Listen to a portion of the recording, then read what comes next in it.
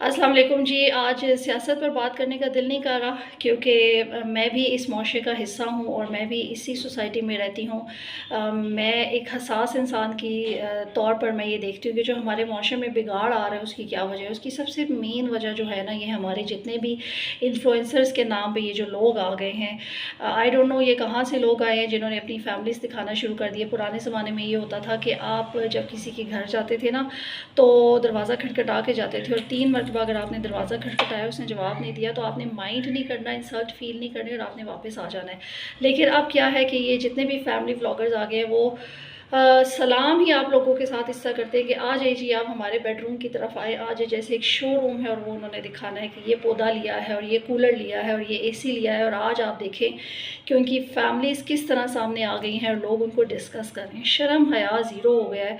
मैं इसीलिए इस टॉपिक पर बात करना चाह रही हूँ कि जब आपके पास गरीबी थी तो आपने पैसा कमाने का सोचा, और जब आपके पास पैसा आ गया तो आपने उसको मुआशरे में बिगाड़ के तौर पर ले आए। आप दूसरों की बेटियों के साथ ज़िना करते हैं, आप शराब की बोतलें सामने लेकर आते हैं, आप आके लाइफ कहते हैं हाँ जी मैं चीटर हूँ, मुझसे चीटिंग हो गई, और अपनी बीवी को आप धोखा देते हैं। और अपनी बीवियों से आपको औलादें भी अच्छी चाहिए, लड़कियाँ आपको अच्छी साफ़ सुथरी नेक घराने की चाहिए, लेकिन आपने अपनी हरकतें और आदतें नहीं छोड़नी। इस वजह से पूरी सोसाइटी में जो है वो बिगाड़ पैदा हो रहा है और घर घर में इस चीज़ का किस्सा जो है वो डिस्कस हो रहा है। 1.5-2 साल के अंदर ये जो यूट्यूबर्स हैं, ये बहुत ज़्यादा पैसा, शॉर्टकट है ना, पैसा कमा लेते हैं लेकिन इज़्ज़त इनको नहीं मिलती। तो काइंडली मेरी रिक्वेस्ट है, मीडिया से भी मेरी रिक्वेस्ट है, टीवी के जितने भी चैनल्स हैं, ऐसे लोगों को काइंडली मत अपने शोज़ में बुलाया करें, क्योंकि जब ये अकेले होते हैं अपने दोस्तों के साथ तो ये शराब नोशी करते हैं, नशा करते हैं, लड़कियों को डिस्कस करते हैं।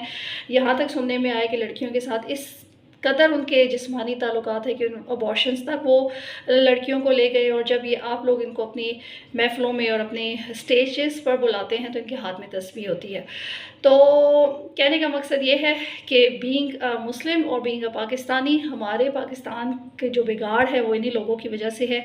इन लोगों को अनफॉलो करें, अनसब्सक्राइब करें, इनको डिस्कस करना छोड़ें। नहीं तो हो सकता है कि कल आपका बेटा, और हो सकता है कि कल को हमारी बच्चियां भी जो है वो इसी किस्म की हरकतें करें और आके खुलेआम आके बताएं कि he is just my friend और हमारे आपस में फ़िज़िकल रिलेशनशिप है, और फिर अभी मैं उसके बच्चे की माँ बनने वाली हूँ, लेकिन वो उसको एक्सेप्ट नहीं कर रहा। प्लीज़ मुझे इंसाफ चाहिए। ज़रा सोचिएगा मेरी बात को।